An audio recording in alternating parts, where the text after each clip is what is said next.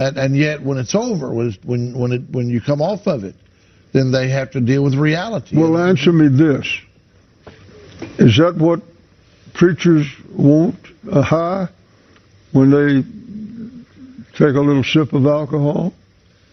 You know, I don't know if one or two does it, because they tell you they just social drink. You know, the preachers that I would probably could think of, and if you social drink, I don't know how much is that, one or two drinks, I don't know, but so.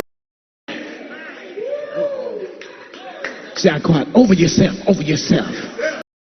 Thanks. Why is it that preachers, and now this problem persists far more than we realize? They don't want to talk about sin. Yeah, we they don't want to drive people away. They want to be popular. They don't understand the proper way to. The ministry now is tougher to be in than it's ever been. Being a pastor of a local church is high stress, low pay usually.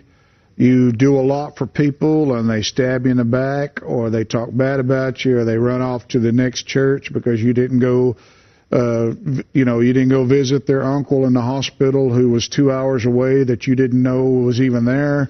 Those kind of things. So they don't understand how to deal with stress. And I think that most former alcoholics will tell you that they began to drink. It's not because the taste of alcohol is not good, but they drank because of the effect that it had on them. They drank to escape reality. They drank to escape stress. And unfortunately, a lot of pastors who are under the stress is real. The stress of pastoring a church is legitimate. It's real. But you would think that we as ministers would know better, and we would know that to escape this or to deal with this stress is not to escape reality by getting buzzed or even getting drunk, but to turn it over to the Lord, to give it to Jesus, to pray, to worship, to get in the Word. That this is how we deal with stress. This is how we deal with it, is by turning it over to Him, not by doing worldly means. A worldly means, what Paul talks about here in verse 18 that we read, if we have to admit that there's no good thing in us, and then that means, since there's no good thing in us, that we cannot depend upon ourselves. I've never taken a drink of alcohol of any kind in my life.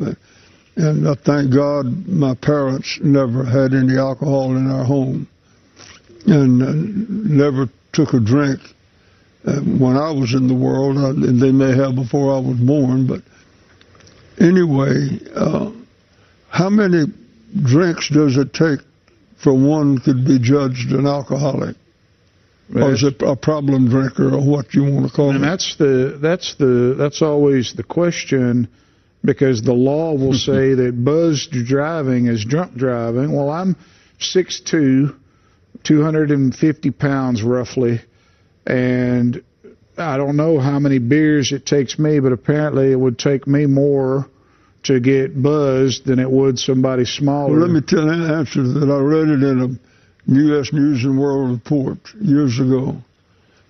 They said if it takes 10 beers, it's different with different people, but 10 beers to make one drunk. If one drinks one beer, one is 1/10 drunk. Yeah, that's right.